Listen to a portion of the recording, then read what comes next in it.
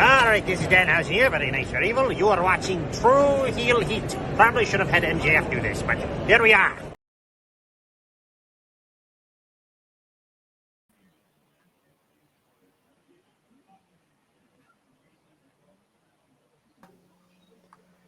Hello. It is me, your Tru Heel Phenom SP3. We are back once again with one of our final year-end lists for 2022. This time, we are here for Tru Heel Heat's top 10 best male wrestlers of 2022, the best male performers in the ring, on the mic, drawing, all encompassing overall for 2022. I had to be joined by the true draw himself. You see him on Elite Heat, you see him on Rated Raw Superstars, you see his art on social media. He is the true draw, Josh. Yeah, how's it going? How are you feeling, Josh? How you doing today? Welcome. Your first year-end list with us here, and we got a big one. We got a big one here for the best male wrestlers of 2022. Yeah, I look forward to this list. I want to see if there's anything I disagree with, anything I agree with. I think for the most part, I'll probably agree. It's actually been a good year. It's been a good year for a lot of guys, a lot of wrestlers. So let's see. Yes, we're going to get into it. We got the honorable mentions to get to first, but thank you everyone who's been joining us for these year-end lists. We very much appreciate how, all the feedback, all the comments, as well as all the views on our year-end list. Remember, as always, we appreciate you for joining us and watching these year-end lists. This is our list, but this is not the list. We want to hear from you. We want to hear your feedback in the comments down below. If we miss someone who you think belongs in the top 10 male wrestlers of 2022, let us know in the comments down below. And of course, show your appreciation by dropping the thumbs up on the video. Share this video with all your wrestling fans, friends, and family on all your favorite social media platforms. If you are new to the Tru Heel Heat YouTube channel, welcome. Happy New Year, happy holidays. Welcome to the channel and welcome to a new year, 2023. And we are here to do lists like this at the end of the year. We do it throughout the year with different weekends, whether it be WrestleMania weekend, Full Gear weekend, All Out weekend. We bring the list, whether it's on Patreon or right here on the Tru Heel Heat YouTube channel. So welcome aboard and hit the bell to stay notified for all the great content here. But we got to get through a couple of the honorable mentions here for the male wrestlers of 2022. First up here with 6 points, 2 nominations, Josh, we had Gunther, the current Intercontinental Champion. Very good year for Gunther. The great match with Sheamus at Clash at the Castle. He started off the year in NXT on NXT 2.0. He had a very good run there. He was undefeated for quite a while until his final match in NXT when he lost to Braun Breaker. He had a big victory over LA Knight at Stand and Deliver. He then gets called up to the main roster, goes on an undefeated streak there, and then defeats Ricochet for the Intercontinental Championship. He has held on to the title since then. The aforementioned match with Sheamus was Tru Heel Heat for the 6th annual year-end awards. It was the match of the year, as well as Tru Heel Heat's top 20 best matches of 2022, voted on by the fans, friends, and contributors of the channel. Gunther and Sheamus was the match of the year, swept across the board for us, so definitely deserving of being an honorable mention. You had Switchblade Jay White, who had 8 points, 3 nominations, of course, winning the IWGP World Heavyweight Championship this year, beating Kazuchika Okada. He was on an undefeated streak in the U.S. He had a good run in the G1, almost making it to the semifinals before getting defeated by Tama Tonga. Great match with Tama Tonga for the championship. Now going to verse, Okada at Wrestle Kingdom. I think with a full year in Japan, Jay White might make it on our top 10 list for 2023. Then we got OC Orange Cassidy with 14 points, 6 nominations, 1 first place vote. Just missing out on our list, the AEW All Atlantic Champion, banger after banger for Orange Cassidy since he's returned from injury, whether it be with Will Ospreay, Pac, six-man tags with the best friends and whatnot. And the last two I wanted to highlight here is he had less points than Orange Cassidy, but this is someone that I know me and Josh are very big on. We both voted for him when we did our 6th annual awards as our personal breakout star of 2022. Speedball Mike Bailey with 10 points, 4 nominations. Speedball all across the independent scene. He kind of became this revelation, finally being able to compete in the United States after being stuck in Canada for so long, working over there. He comes to the United States, has barn burners in GCW with the likes of Blake Christian and Jordan Oliver. He had that great WrestleMania weekend where he had great matches with Bandito, with Alex Shelley and whatnot. This man had 9 matches in 4 days. He was ridiculous during WrestleMania weekend. And then his stuff in Impact Wrestling, winning the X Division Championship in the Great Ultimate X at Slammiversary. Great matches with Trey Miguel, with Ace Austin, with Chris Bay. Then he ends the year with the banger nearly 60 minutes with Josh Alexander for the Impact World Championship. And then our final honorable mention, Kazuchika Okada, 15 points, 7 nominations. Starts off the year with the banger with Ospreay at Wrestle Kingdom 16. Then he goes on to have the nice run with the IWGP World Heavyweight Championship. 3 great matches with Tetsuya Naito this year. Then he loses the title to Jay White. He makes it to the finals of the G1 Climax 32 tournament and has another banger with Ospreay, a match of the year candidate. So great matches up and down the year for Okada, whether it be with Shingo, whether it be with Ospreay, whether it be with Jay White, whether it be with Naito. Okada delivers Zack Sabre Jr. as well. He had a great match with. So what do you think about these honorable mentions, Josh? Okada, Orange Cassidy, Speedball Mike Bailey, Switchblade Jay White, and Gunther. I'm a little surprised. I thought Gunther would have cut at least the top 10. So I'm a little surprised with that. Jay White, I kind of understand because even though he won the title, he's kind of been stagnant. Nothing too crazy with him. Orange Cassidy, yeah, he's had a few good matches. Obviously, his best match was with Will Ospreay, in my opinion. But yeah, it's a little interesting. Okada, I'm surprised with that didn't make the cut. I'm like, what the hell? But that's more of a bias kind of thing. And then Mike Bailey, same thing, because he's been a fucking workhorse all year. Not even just Impact. You're talking about all like independent scene. You're talking about somebody who's working everywhere. He's pretty much been almost everywhere. I mean, as in like the indie scene. The only thing that was left on his, under his belt was like an AEW appearance.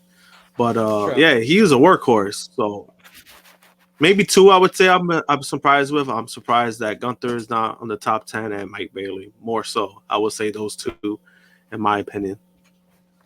Yeah, I was most surprised that Gunther was at the bottom of our honorable mentions. I thought if he was gonna not make the top 10, he would just like miss the cut. Speedball, I think it's because of the stage, being on the independent scene and Impact Wrestling. You're not gonna get that many people that kind of know of him and rate him that highly. I agree with you with Switchblade Jay White. He had the big, Bullet Club revival during the 9-year anniversary, and then won the IWGP World Heavyweight Championship. And he had a great match with Tama Tonga in October, but he hasn't had the big moments and the big matches to kind of make our list here. And then Orange Cassidy, I think it's more of a second half of the year thing where he hadn't had a bad match. He also had a great match with Shibata, remember, on Rampage for the All Atlantic Championship. And then I think only what hurts Cassidy is the time missed when he was injured. He had to deal with that shoulder injury. I think that was about it. So that again, like I kind of understand why he would miss the cut because of the time length that he missed. So Understandable, and I think the one that I would say should have made the list is Okada. I think he had a full year where he just had bangers and great matches Like, and that's why I'm wins the like, G1 Climax, IWGP World Heavyweight Champion. Like there's no reason why Okada should just miss this list, miss out it's on this weird. list with 7 The list nominations is but 15 yeah, points. the list is weird to me too because remember, like, everyone voted for Walter versus Sheamus for match of the year. Yet Walt, he's not even on the list. He's not even in the top 10. Okada had one of the best matches of the year, and he's not even in the top 10. So it's like, what? What are we It's doing weird. here, It's people? funny. Hey, we did. This It's is the funny though. first It's funny. year with these lists that we opened it up to, the contributors, friends of the channel. Last year it was just the contributors that put together our final list of the year, but this year we opened it up to everybody. So that's why the lists are a little bit different than how it usually would be. But that brings us to the top 10.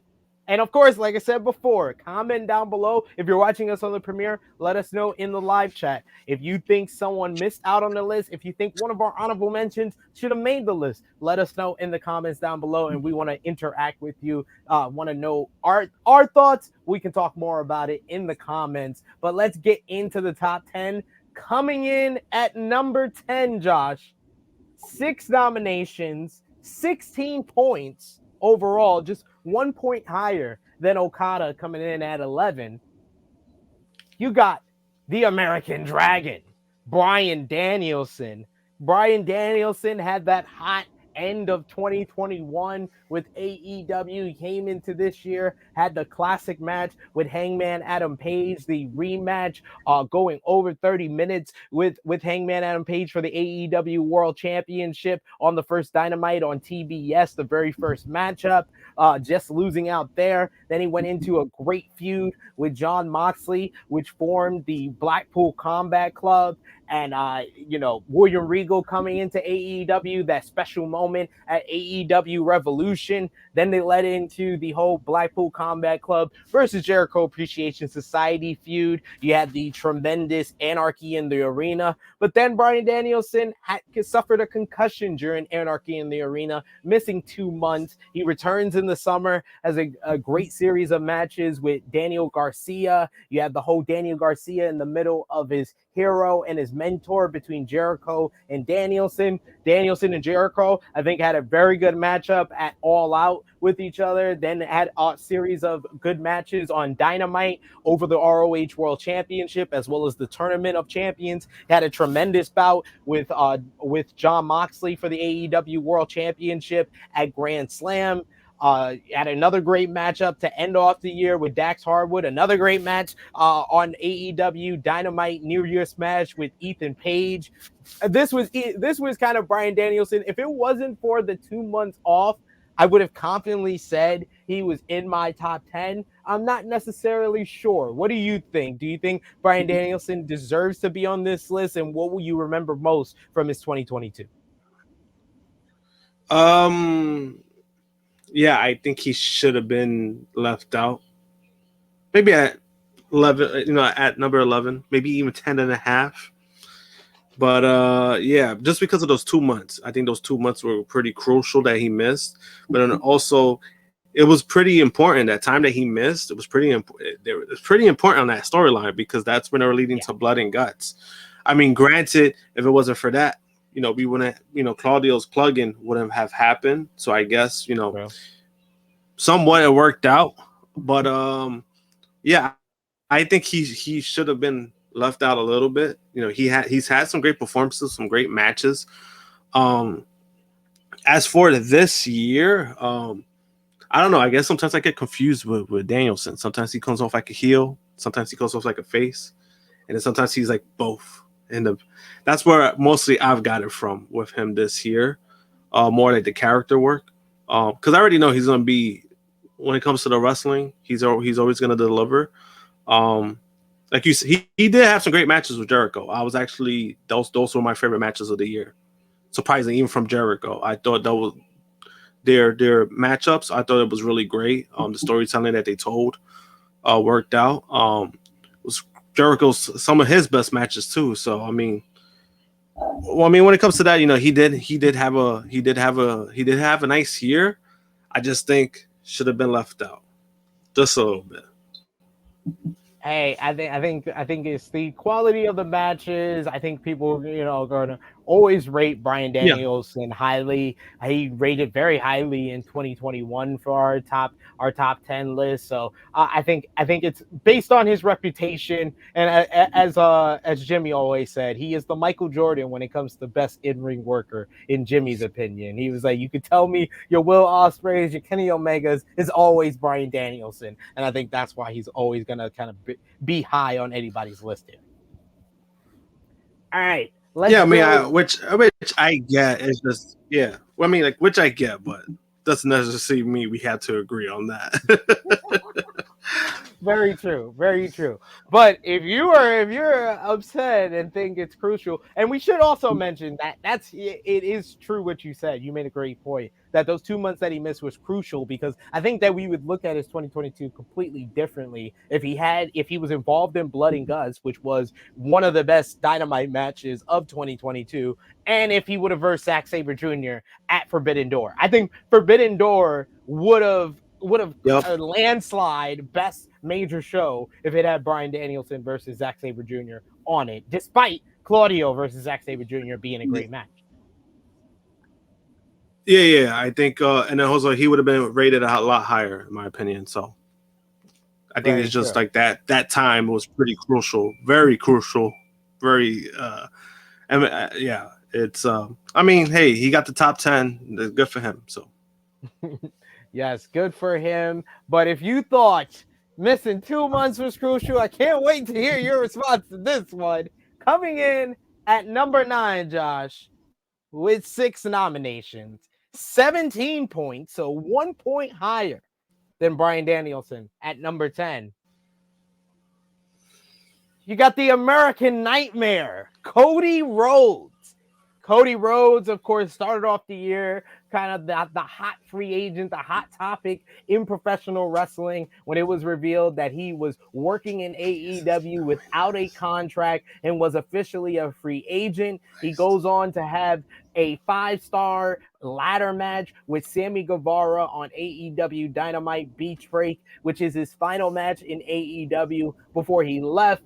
Took a couple of weeks off, and then he returns to WWE at WrestleMania 38, has a tremendous show-stealing matchup with Seth Rollins, a great series of matches with Seth Rollins, another fantastic match at WrestleMania Backlash, and then, of course, the 5-star, most gutsy performance you will ever see in WWE history with the Black Titty at WWE Hell in a Cell inside the Devil's Playground against Seth Rollins. One of the best matches of the year, rated in the top 3 on our top 20 best matches of 2022.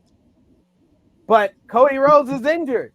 He gets injured in June, and he doesn't show up since there, but that first 6 months was enough for 6 nominations to get him in here into our top 10 at number 9. What's your thoughts, Josh? You're a Cody fan, but I know you talked about Danielson missing 2 months. Cody missing 6. What do you think? No, it's the same thing. It's the same case. I mean, I can't. If I'm on Danielson missing 2 months, I mean, this guy missed 6 months. I mean, I can't defend that. I mean, number 8. First of all, that's pretty high for a guy who missed 6 months. The only thing I could think of is that I guess it was just his overall impact coming back to WWE. It had everyone talking. It put a spotlight in WWE for a while, and then he was putting on a great performance. He was putting on some banging matches. All his 3 matches with Seth Rollins were great. The WrestleMania match I thought was fantastic. I thought it was the best match out of both shows, in my opinion. Hell in a Cell was insane because of his injury, but again, he missed 6 months. So I mean, I guess maybe he's given top 10 because he put on basically the two of the best matches in WWE this year. You know, not many guys could say that. So I mean, I get that, but I mean, missed 6 months. All three Cody Seth matches made our top 10 list of the best WWE matches of 2022. That's gotta count for something, you know? Yeah, I think that's why, and I get it. And when it comes to that, I get it because it's different for WWE as well. Is because their standards are so different that even if you do something that's like considered like great or incredible, you're probably going to be put in a higher pedestal because of that, because it's under a bigger microscope. And Cody coming back, right, from where he started at with WWE to coming back to being this top guy, which is still honestly feels surreal. Like it feels surreal to see, like, holy shit, like Dashing Cody Rhodes is a fucking top babyface of the company. And to see like the overall improvement that he's made is pretty incredible because you never really expected him to be this ring general, and that's really carried him the last couple of years, like really surprising.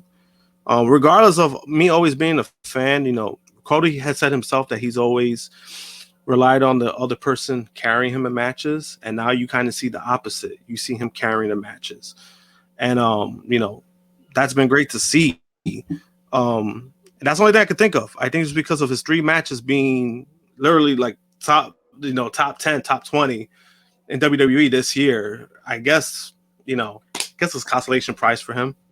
I think he's the only guy on this list that had matches on both our top 10 best WWE matches and best AEW matches this year. So, hey, if you could do that in 6 months, then maybe you should take 6 months off after that. Let's go to number 8 now, Josh. Number 8, coming in at number 8 with 7 nominations, 18 points. So people were very high on this individual with 7 nominations here, 18 points.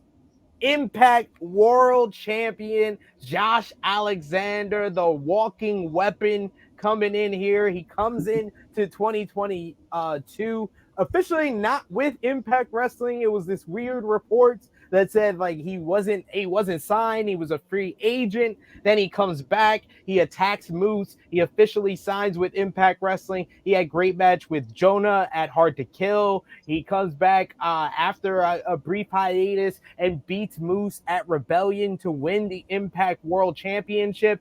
That match was great. And then this man went on to just have banger after banger after banger after banger. If Sheamus is saying that, this is the guy that he's really talking about, because Josh Alexander on a month-to-month basis, whether it was against Tomohiro Ishii at Under Siege, or Alex Shelley at Emergence, or Eddie Edwards at Bound for Glory, Frankie Kazarian at Overdrive, Josh Alexander consistently delivered great classic Impact World Championship matches. He feels like he is one of the greatest Impact World Champions already. And then he tops off the year with a cherry on top 60-minute classic with Speedball Mike Bailey, the greatest Impact on Access TV match since they've been on that network.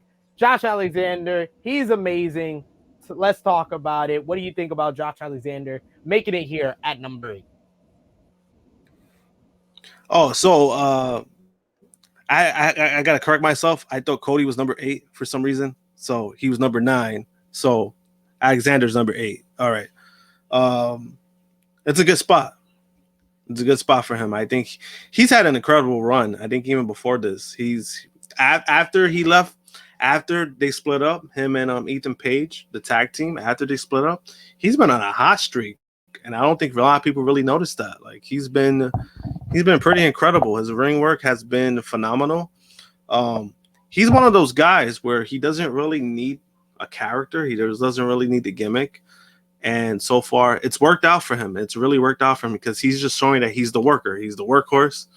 He's the worker, he's the wrestler. And I think that's really carried that momentum to what Impact really represents. They sometimes Impact, they do like sometimes they do like those little gimmicky stuff, but usually when it comes to their wrestling, they do take it seriously. So, him being the face of that, I think is a perfect example of that. And, he's had an incredible run and he ain't slowing down. So I'm glad he's on the top 10. I think this is a spot I think is like, all right, finally I could agree. Compared to the last two, I could agree with this one. Yes, no time off, nothing like that. This man overachieved even with guys like Joe Doring and Eddie and Eric Young in main event matches. Like it didn't matter who they had across from him. I thought 2021 was like a great breakout year. He was in that conversation for breakout star with what he did with his X Division championship run, but they gave him the ball in 2022, made him the top guy. And like I said, I feel like I feel like he's already etched his face in the Mount Rushmore of the GOAT Impact World Champions. It's Kurt Angle, AJ Styles, Bobby Roode, and Josh Alexander, in my opinion. I gotta agree with that because people could say what they want about Impact Wrestling, or they could say about they want to bring up the old days, but I'm like, what he's been doing has been pretty, has been pretty incredible. But then also even with Josh Alexander himself, I guess on a personal level, like, I've followed him on Facebook for so long, like as an actual like Facebook friend. Yeah.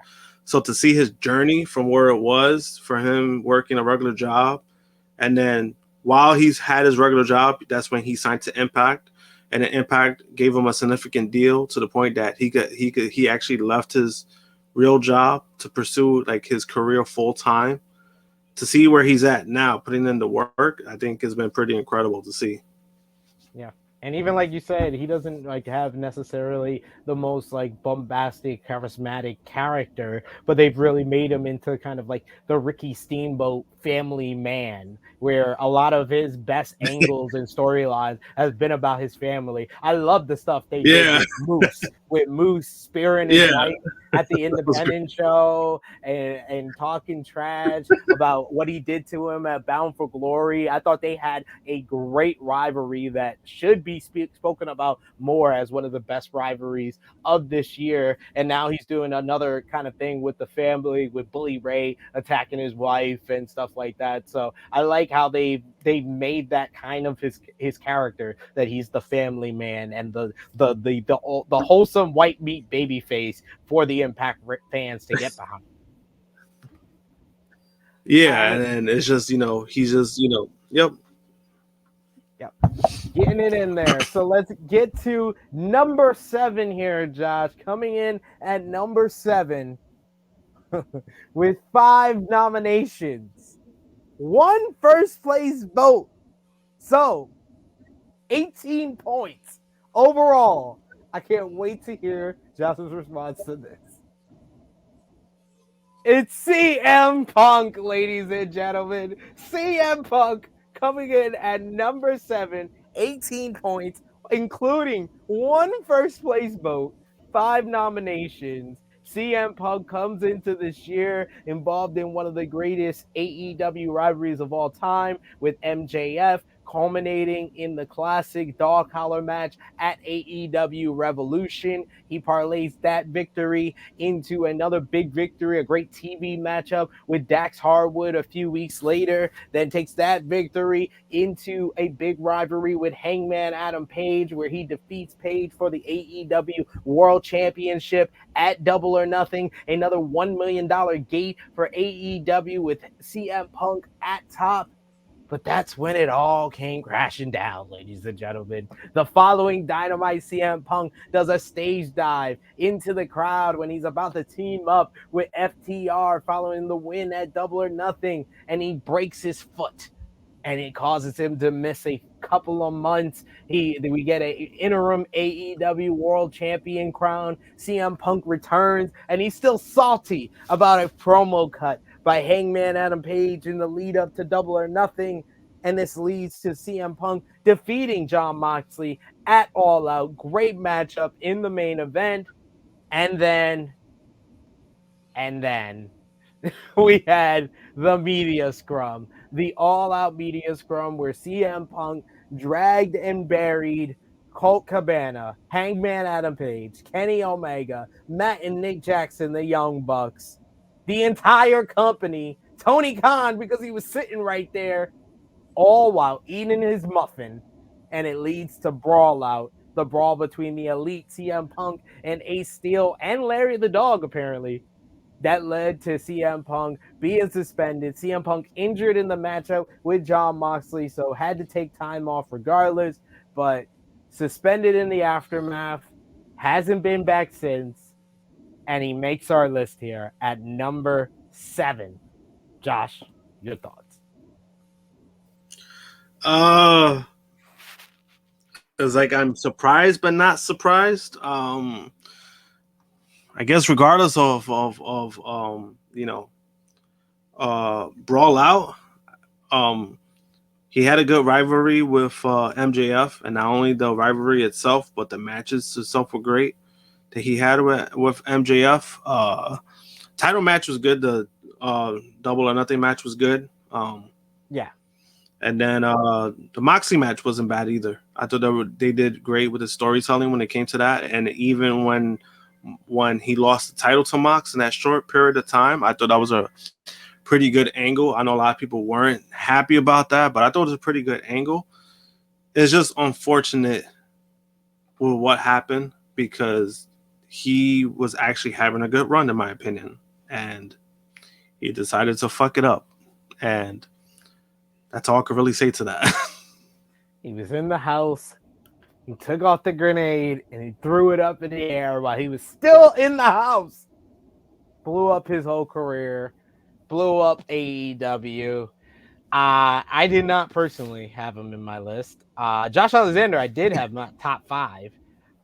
But yeah, CM Punk making this list. A lot of our contributors are CM Punk fans, and regardless of what happened and him missing the last quarter of the year, they will rate him highly. As you said. And it's also surprising because I think when it comes to that, even like the people that voted, they're very split because remember when all that happened, the heat was on Punk. Everybody was against him. Everyone said it was his fault. Everyone was on the side of the Bucks, even though me personally, I felt like they also had fault in the situation as well. That's just for sure my take on it. Regardless of what people want to say, hey, Punk shouldn't have done this or that. At the end of the day, we really don't know the real story because we've heard like fucking 3-4 different versions of the story. So we're probably never going to know the real story. We're never going to know what really happened. But, when it comes to that, multiple parties are at fault. Was one person more at fault? Yes, I can agree with that. But, like, again, it's so fucking unfortunate because, like you said, he had it right there. He had the house. And he just decided to fuck it up. And when it comes to his future, we don't know what's going to happen. Because, we hear different shit every day. We hear different stuff. So we don't know. We don't know what's going to happen. But he made it number 7. I think that's pretty lucky he made it number 7. Hey, that is higher than I thought he would make. And look who joins us on CP time, on Drunk People time. I refuse to call him Sober Guy when he shows up this late, 40 minutes late. We got Drunk Guy JJ. The wayward son has returned. Baby mama drama. That's a relapse guy. Relapse guy. I'm about to relapse right now dealing with fucking bullshit. But what's up, good brother? What's going on, man? What's going on, sir? I know that people are gonna be popping when they see you pop up in this video here. You only have missed number 10, number 9, number 8, and number 7. Number 10 was Bryan Danielson. Number 9 was Cody Rhodes. Number 8 was Josh Alexander. And number 7 was CM Punk for the best male wrestlers of 2022. Voted by the fans, friends. The irony, I guess from one straight edge guy to another, CM Punk. So The Russians don't even want your Wi-Fi to be working correctly because you be saying that nonsense. Oh man, I'll speak it facts, man. I'm sober guy now, man. I'm not yet. I haven't had a drink. I haven't started cocaine. Nothing. I'm just chill. Yeah, okay. Did That was one of your resolutions, I guess.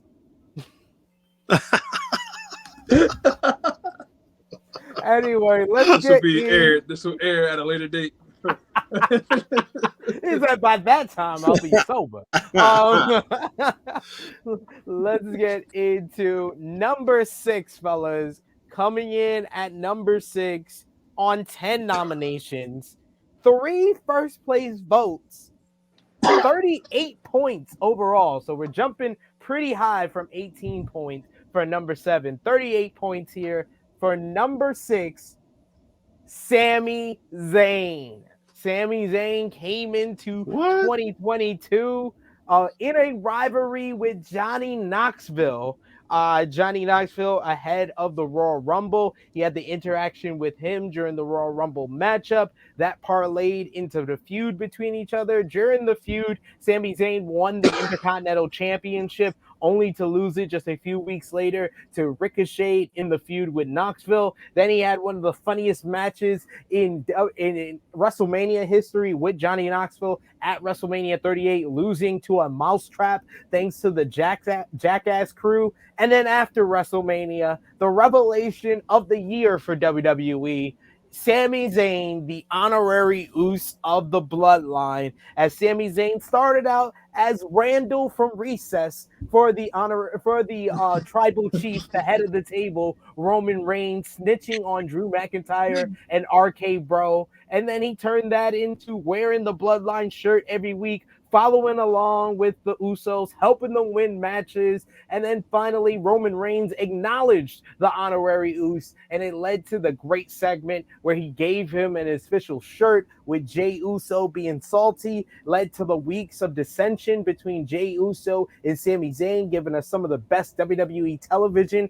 in years, and that led into Survivor Series, where the bloodline officially united in full form as Jey Uso accepted Sami Zayn fully into the bloodline as he helped them win war games against Team Brawling Brutes. Still, this whole storyline, the best thing on WWE television. This really, to me, is more story and character over in-ring, because I can't really say any standout matches for Sami Zayn. All that I talked about his year, I talked about one This match, is a stupid Johnny Knoxville match stupid. at WrestleMania 38.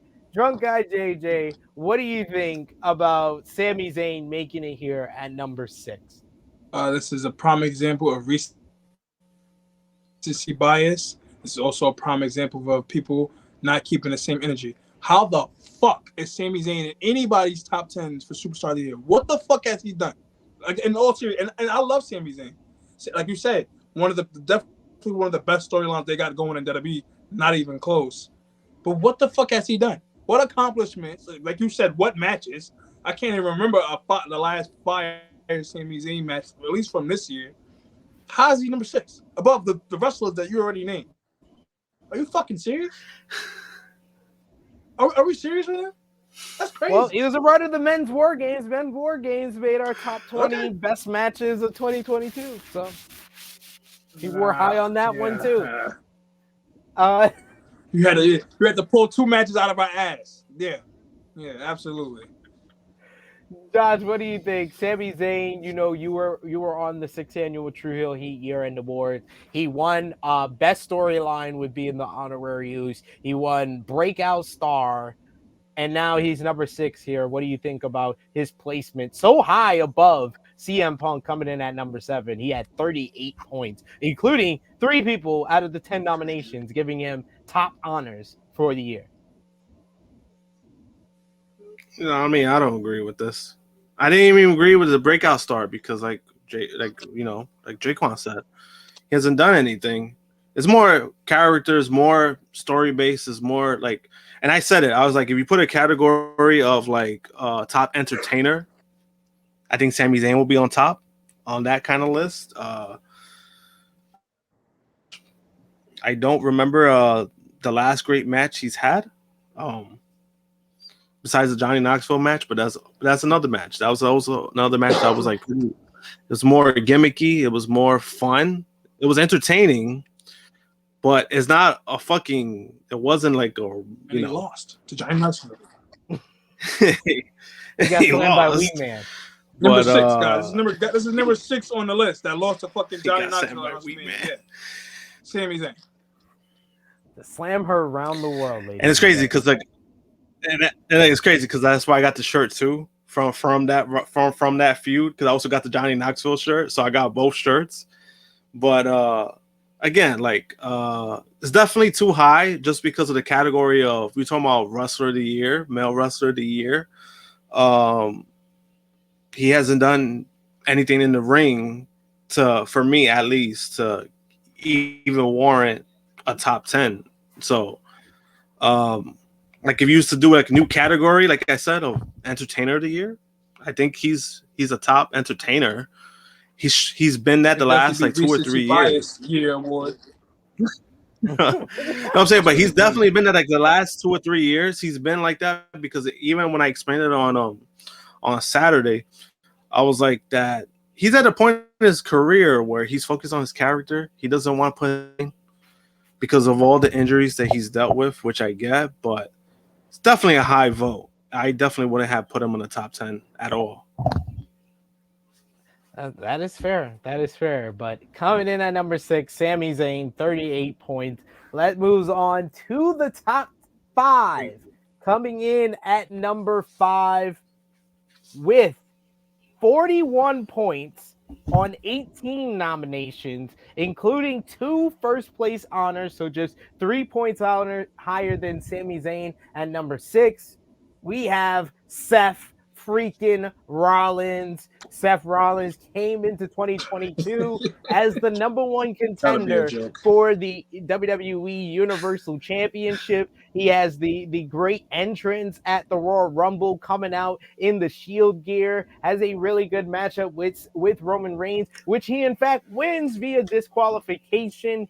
He then parlays that. He loses in Elimination Chamber. He almost seemed lost going into WrestleMania, but eventually Vince McMahon gives him the matchup, and it's revealed to be Cody Rhodes, leading to the great trilogy, as we mentioned before, with Cody at WrestleMania Backlash, and then finally the 5-Star Classic at Hell in a Cell.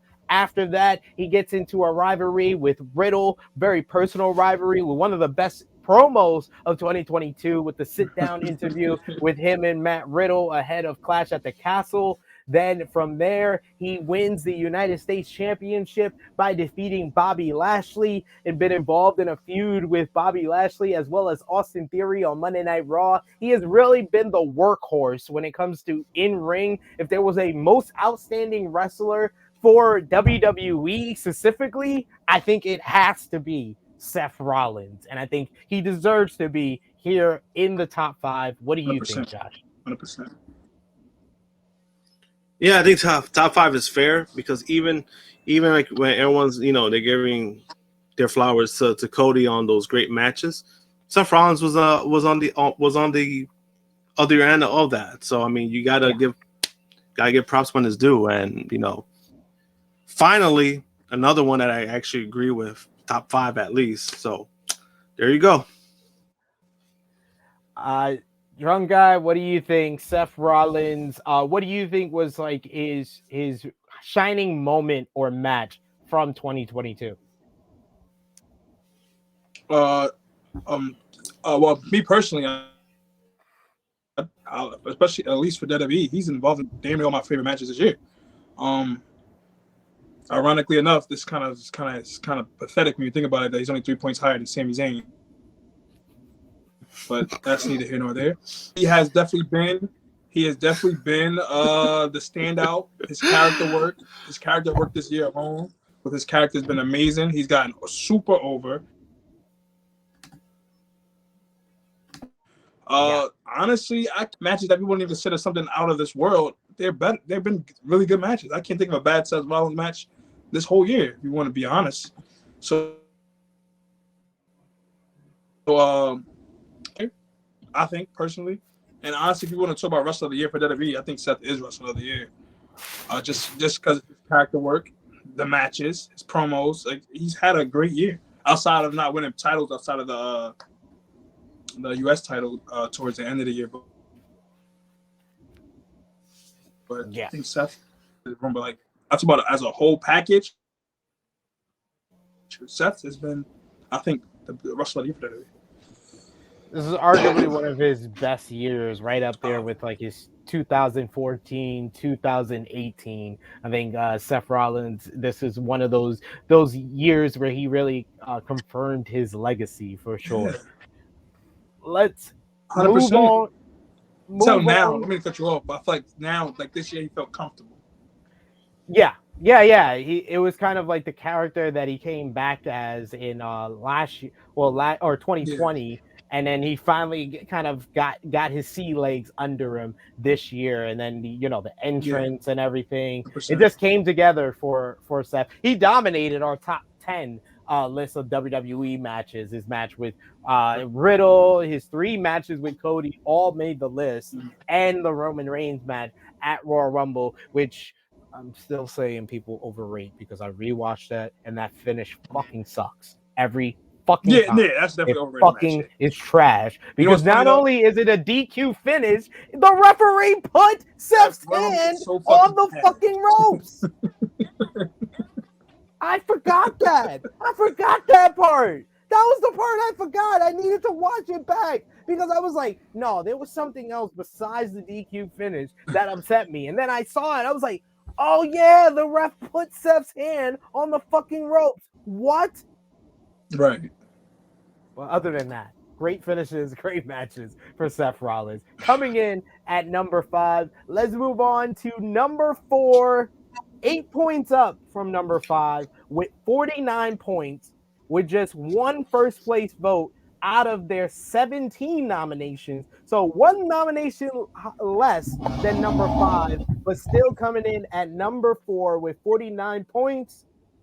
It is the AEW World Champion, MJF, Maxwell Jacob Freeman. He had the aforementioned awesome rivalry with CM Punk, all the great promos, the MJF origin story ahead of Revolution. He is the devil promo the week before Revolution. Then the awesome dog collar matchup with the turn of Wardlow that parlayed nicely into his next rivalry with Wardlow, which week after week was the highlight of Dynamite going into Double or Nothing. And then we got Double or Nothing weekend where he just became like the topic of conversation with the contract drama, wanting to get paid more, threatening to get on the plane. Did he get on the plane? Will he show up? Won't he show up? Shows up at Double or Nothing, squashed by Wardlow. He gets a oxygen mask on his fucking eyes. Then he has the pipe bomb promo. And man, this pipe bomb promo, if you've seen already, top 10 best promos of 2022, this topped the list. He calls Tony Khan a fucking mark, calls him out, says that he's better than all the WWE guys, that he pays higher than him. He wants to get paid more. He takes the summer off, gets all these Hollywood deals popping apparently. Then he comes back at All Out, continues to be fire on the mic, eventually defeating Jon Moxley at Full Gear for the AEW World Championship, thanks to William Regal passing him the brass knuckles. Then he eventually turns on William Regal, has a great match with Ricky Starks after an incredible promo exchange the week prior, and now he's in a feud with Bryan Danielson to close off 2022. Man, oh man, for a guy that missed 2-3 months, this is the type of year you need to have to make this list, because I think this is completely a different story from the Danielsons and the Cody we talked about earlier. It's in this list, Josh. What do you think MJF making it here at number 4? Are you talking to me? Yeah. You there? I guess I don't know if Josh is there. I think he's frozen. Young guy, what do you think about MJF at number 4 here? I would think outside of the bullshit that happened at All Out, I think this MGF been the big talk of AEW. Honestly, you said the whole year. What a fucking year, man! What a year for this guy. Literally, honestly, my favorite feud this year. He had the feud of the year for me with Punk. He had the promo of the year for AEW for me with Regal and his freaking pipe bomb promo, and he literally came back, jumped right into the main event picture, became world champ. Like, so shit. I don't know. I don't. I don't really know. One of the better years, especially for AEW. Top heel. I mean, I hate calling him a heel. I mean, he is a heel, but it's like he's so over now at this point. It's not even funny, and he got paid, so it's like I don't. Yeah, I feel like a little higher. I feel like I would probably have him at least one or two for the year. But Wow. four. I guess 4 is okay. For Yeah. 2022, I don't really know many superstars like that had such an ample year and has done even the little time. Like, you got to think from the promo to winning the world, but that was the second half of this year. So all the shit that he's like truly accomplished, even the punk feud, like after that, like that's not because he was gone for like 3 months.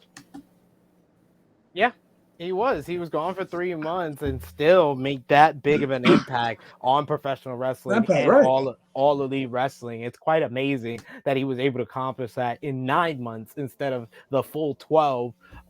Josh, I was asking you before, what do you think about MJF making it so high on our list in contrast to the other guys that missed a couple of months this year, like MJF? Josh.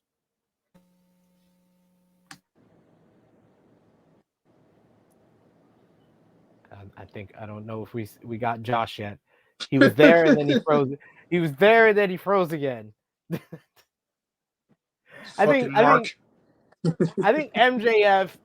I think the reason why he's so high is that sometimes with wrestling and with the wrestler of the year, when it comes down to the end of the year, it depends on what you rate the highest. Some people rate the in-ring quality or the number of great matches that they got. Some people rate their drawing power and what impact they had on their company as far as like the business. Some people are going to look at it overall of who checked all the boxes, and then some people are going to care more about the character and the promos. And I think that's the reason why MJF is so high, is that I don't think there's a character that made a big impact on the mic and on their company as much as MJF, with not having as many matches.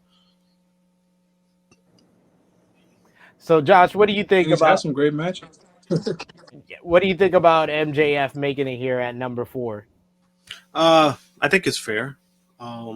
Just the kind of year that he's had, like you said, if you're gonna miss some time, you gotta miss some time of having a year like this. You know, he had a great run against CM Punk, like we mentioned, one of the best rivalries this year, and also the dog collar match itself was great. And then he gets squashed by Warlow because of all the things that started happening, which I still think they just did that to write him off. I think that was pretty obvious. And then he comes back. He has a hot streak. He cuts like some of the best promos this year. He wins the title. And then, my opinion, the best promo he did was the one where he was with William Regal. That was the best promo, in my opinion. He had a great year, and now he's a champion to show for it. Yeah, MJF made our best promo of the year list, I think, like 4 times, 3 or 4 times. It was quite ridiculous how many times MJF made that list. So I like MJF making it here at number 4. But that brings us to the top 3. Coming in at number 3 with 54 points on the same amount of nominations as MJF, 17 nominations, but 6, count them, 6 first place nominations of that 54 points on 17 nominations. It is Will Ospreay Coming in at number 3, Will Ospreay started off the year getting a shot at the IWGP World Heavyweight Championship against Kazuchika Okada at Wrestle Kingdom 16, a 5 3/4 star rated matchup from the Wrestling Observer newsletter. He followed that up having a 5-star match with Michael Oku at Rev Pro for the British Heavyweight Championship. Then followed that up with a 4.5-star matchup with Brian Cage, all in the month of January. From there, he went into the New Japan Cup, broke the orbital bone of Sonata, and then had a 5-star classic with Zack Sabre Jr., had another great matchup with Jon Moxley in the U.S. in Chicago at Battle Riot for New Japan, 4 3/4 stars there. Had a great matchup in a 4-way with Juice Robinson and Jon Moxley and Tanahashi for the IWGP United States Championship. Eventually, Will Ospreay wins the United States Championship by beating Sonata at Dominion, 4.5 stars there. Then he goes into the G1. He gets 5.5 stars with Shingo Takagi, 4 3/4 with Tetsuya Naito, 5 3/4 match of the year candidate with Kazuchika Okada in the G1 finals, which he comes up close but loses to him. And then he follows up that with a 5-star classic with Tetsuya Naito at Battle Autumn to end the year. And he's going to verse Kenny Omega and the Tokyo Dome at Wrestle Kingdom 17. So, spoiler alert, I think we're going to be talking about Ospreay in our top 10 best male wrestlers of 2023 as well. Drunk Guy, what do you think about Will Ospreay making it here at number 3? Kind of going into my point of some people are going to value certain things highly, and I think the people that put Ospreay high on their list value wrestling matches because no one put together better wrestling matches, a better catalog for the year than Will Ospreay. My Taurus brethren, easily one of my favorite wrestlers. It's been like that for years now. Big Match Willie, this is what he does. Again, like you said, this is more so based off of wrestling. And Ospreay, I think, does that better than anybody. You know, it's respect from Ospreay. I haven't watched a lot of them. Ironically, I think out of the G1 match, the match with Moxley in Chicago and Wrestle Kingdom matches, I haven't been full. Of course, and then the matches, obviously, when he came to AEW, and even with those, fire match with fucking Orange Cassidy. So, and then the 6-man he had, like, so this man does it every fucking way. Big Match Willie, well deserved for top 3. Outside of AEW and WWE, I think he's the best wrestler in the world. Yeah, Big Match Willie, number 3.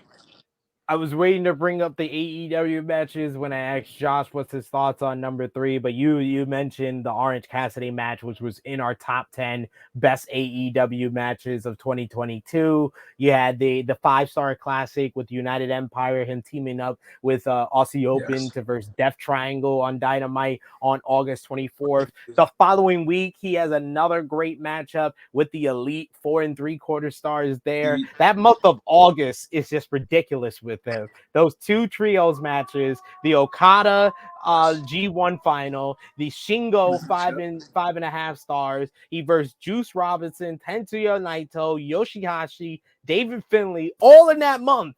This guy was just, oh man, Summer Ospreay. Yeah, and he also had he lost the British Heavyweight Championship to Ricky Knight Jr. in a 5-star classic in Rev Pro in York Hall. So yeah, this guy is just consistent. And then he topped off the year with 4 3/4 stars rated by Wrestling Observer with Tomohiro Ishii in Rev Pro. So yeah, Will Ospreay, man. He's not even 30 yet. That's the crazy part. He's 29 this year. This is him just hitting his prime. And then there's the ignorant people that don't know about Ospreay and say, oh man, he's just having great matches, matches we haven't seen before. And he's like, oh, but he's not a draw. He's been a part of some of the highest drawing New Japan shows of this year. He was headlining in the main event spot, including the Tokyo Dome for Wrestle Kingdom. He was part of he was a part of the highest drawing shows for Rev Pro, for GCW. He had one of the top shows when he versed Nick Wayne in a great match for GCW. I Never Liked You in Providence, Rhode Island. Josh, what do you think about Will Ospreay coming in at number 3 here? I agree with it. I I think he's probably when it comes to match quality, he has the highest match quality in the game. You know, can't really compare it to what he's done with really anybody when it comes to ring work. So number 3, I think, is a good spot for him. You know, but like what you said too, you know, people value the wrestling, and this is why he's on top of the list. Yeah. But like I said, he's also bringing it when it comes to drawing for New Japan. He was one of their top draws for the year. Also on the mic and his character, he's put it all together. Will Ospreay. It's kind of night and day from who Will Ospreay was in 2016 to who he is now going into 2023. But another person who's a totally different person from who they were in 2016 that they were this year, coming in at number 2 on 22 nominations, 74 points, including topping the list on the most first place votes with 9 first place votes. It is the current undisputed WWE Universal Champion, the Tribal Chief, the head of the table, the greatest of all time, Roman Reigns. Roman Reigns came into the year riding on this Universal title reign, the aforementioned great match with Seth Rollins at the Royal Rumble. Parlaying that into his whole rivalry with Brock Lesnar, heading into WrestleMania 38 with the winner takes all matchup with Brock there, winning the WWE Championship, becoming the undisputed WWE Universal Champion after that, then parlaying that into WrestleMania Backlash, where they had a banger PWG like 6-man tag with the Usos and Roman Reigns defeating Drew McIntyre and RK Bro. He had one of the highest rating wrestling matches of 2022 on television against Riddle on SmackDown in June for the undisputed WWE Universal Championship. He then went on to defeat Brock Lesnar at SummerSlam in a bonkers last man standing match with the forklift, beat Drew McIntyre in Cardiff, Wales at Clash at the Castle to retain the undisputed Universal Championship, then went on to defeat Logan Paul in one of the best matches you will ever see a celebrity turn a wrestler have, and then had the Bloodline stand tall in War Games at Survivor Series, him leading the way the entire way, despite having only 15 televised matches in 2022. I think it's safe to say Roman Reigns was the biggest draw of this year and definitely deserves to be in the top 2, top 3 when it comes to the best male wrestlers of 2022. Do you agree, Drunk Guy? Oh yeah, 100%. Roman been at the top of his game for the last few years at this point. He hasn't. Nobody can stop him. I mean, he hasn't had nothing personally for me to really stand out this year, but no pun intended, is continuing the most dominant faction right now in WWE. His ranks with this title reign. Like you said, he's a top draw for WWE right now, and he's always going to keep doing it. At this point, is just keep elevating, keep getting better and better. I don't know when it ends. I mean, I guess next year. Obviously, this year's over. So, yeah, well deserved at number 2. That's why I can only imagine what the hell's number 1. Yes, you can only imagine after that.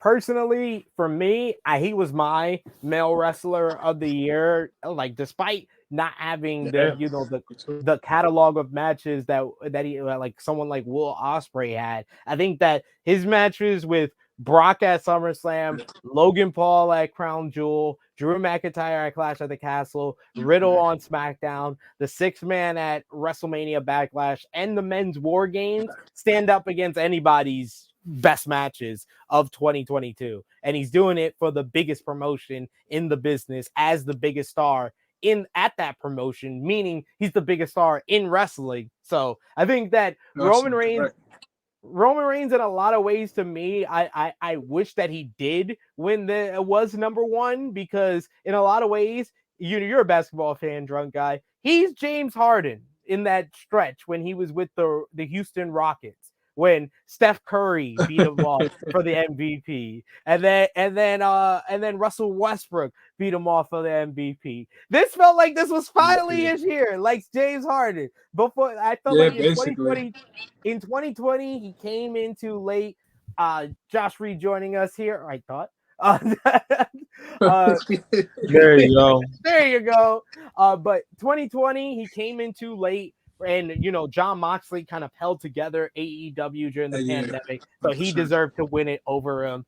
2021, he had the full year ahead of him, but he just fell off when it came to great matches after the John Cena match at SummerSlam, and then you had Kenny Omega with his belt collector run in AEW. I felt like was just better than Roman Reigns. This year, it felt like Roman Reigns' year to me, but.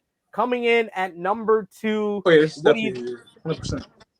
what do you think about Roman Reigns just missing out as the best male wrestler for us here at Tru Heel Heat, Josh?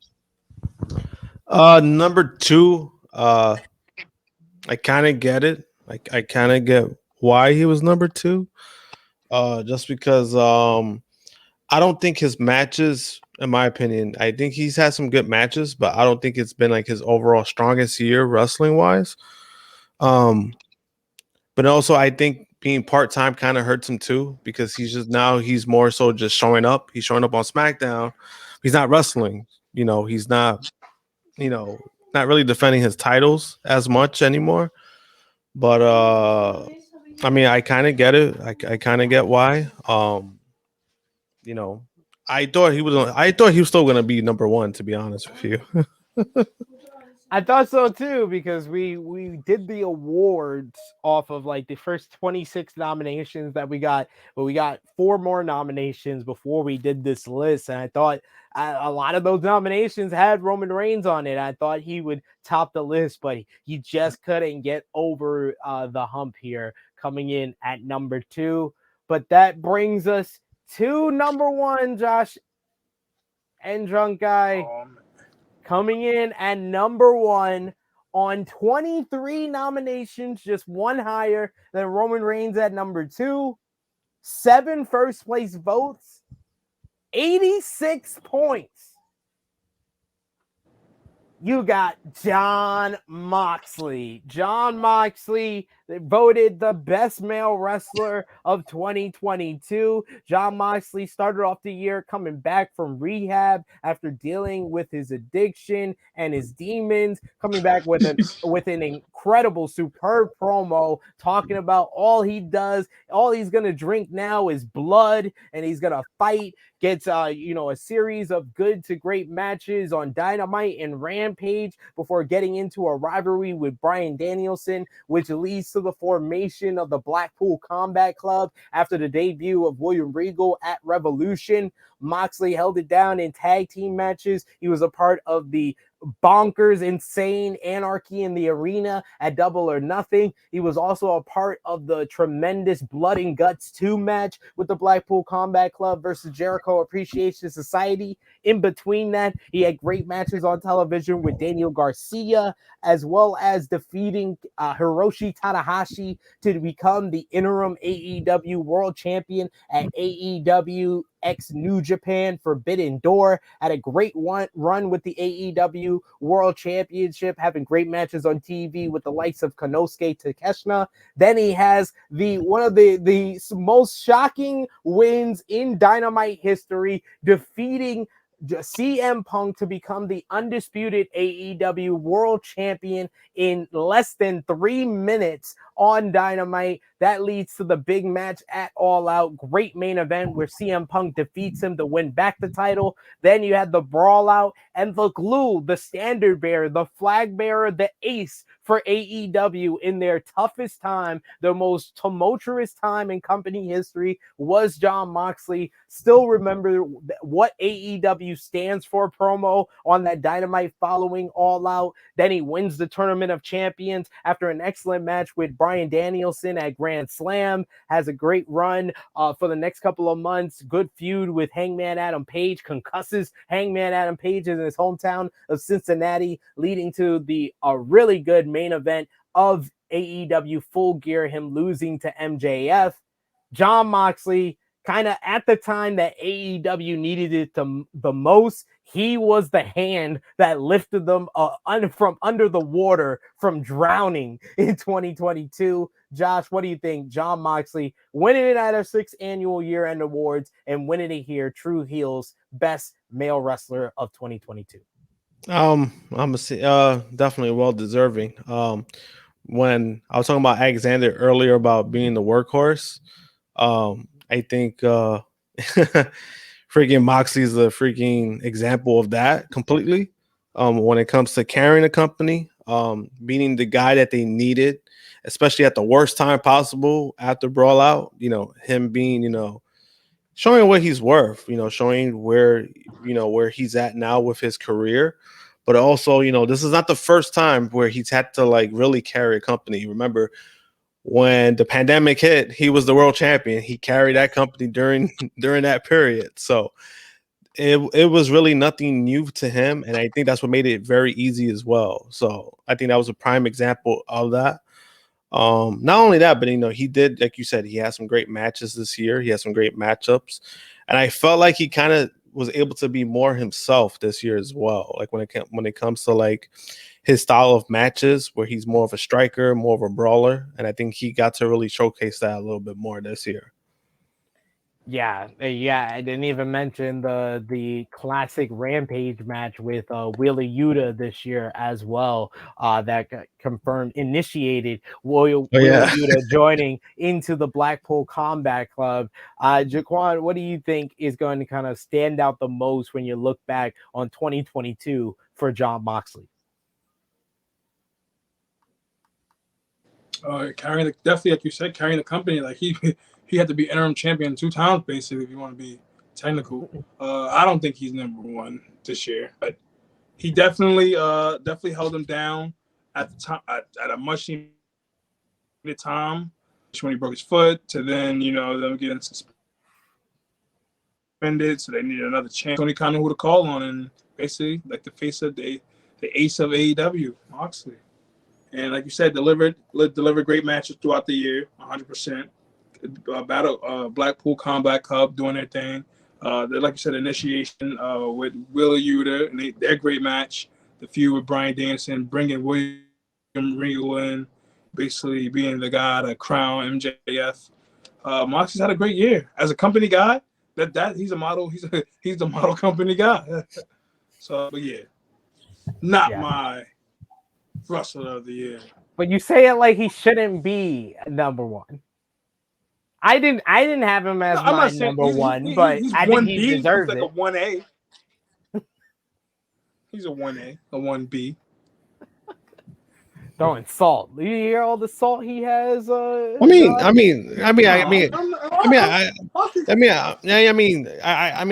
it. I don't think he's not making really bad points, to be honest with you. I kind of get it. It's just, I guess it's more the factor because I don't want to say he put in the work more, but it's the fact that, he did show up to work more. And then, even on nights he didn't have to wrestle, he wrestled, and even during that period. He had to come on vacation.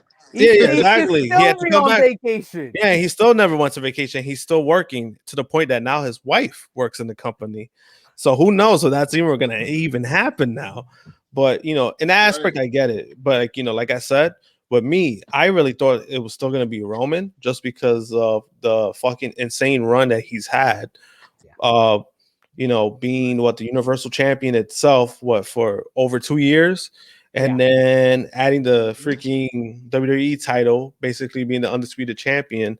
Since then, the only downside, like I said, with Roman Reigns is because now he's part-time. Now he's been more of a face to show up on the show and not actually wrestle. Now, if he was to show up and actually wrestle, I think that would put him a little bit over the top anyway. But I think that's the difference between him and Mox. Yeah, I think it's probably. Listen, Roman's been champion for so goddamn long. Bray Wyatt was fired and rehired, and he's still champion. Technically, a lot of guys. For the Universal title. Technically, a lot of people were. A lot of people were fired and then rehired, and then Back to catering. Exactly. So. People got fired every high, and Roman's still champion. People have had entire runs in AEW in the time Roman's been champion. Like, right. Sheesh. But yes, that is our list. Jon Moxley, officially Tru Heel Heat's best male wrestler of 2022. Like I said at the top of the video, though, this is our list voted on by the fans that filled out the form, as well as the friends of the channel, as well as the contributors you see on screen every single week here on the Tru Heel Heat YouTube channel. But it is not the list. We want to hear from you, and we would love your feedback, love to interact with you. So let us know if you think we missed somebody or should have someone higher. Do you think Roman Reigns should be number one on our list? Do you think Cody and CM Punk and Bryan Danielson should not be on the list as well? Let us know all of that in the comments down below. Let us know what you think. Jon Moxley being Tru Heel Heat's best male wrestler of 2022. I want to thank my esteemed colleagues here, Drunk Guy JJ, the True Draw Josh. JJ, please let the people know where they can follow you on social media, sir. Oh boy. You can follow the boy on Instagram, hacksaw_J_Duggan, Twitter, Sober Guy JJ. Facebook, my name is my name. You already know the situation. The gang, we are YouTube, Facebook, Instagram, Pornhub, SkullNext, Black Planet, Christian Mingle, Live Harmony, Tender, Tru Heel Heat, Pro Wrestling Tees, Twitch. We are every fucking where. The gang, you already know. Happy New Year, all that. I love having Drunk Guy on because he does half of the work for me. Josh, please let the people know where they can follow you on social media. You can follow me at JMPunk321 Twitter and Instagram. You can find me every Monday night, Rated Raw Superstars, and every Wednesday, Elite Heat. I'll definitely be there way more than Drunk Guy, so you can find me there.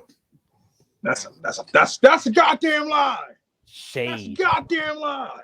All that shade, damn. 2023, I'm on every show. 2023 or 2023, I'm on every show. You heard it here first. It's not shade when it's direct news. It's not shades. It's not shade when it's direct shots. You heard that, y'all? You keep throwing shade, man, when all I want to do is shine, baby. You keep throwing shade when I'm trying to shine, baby.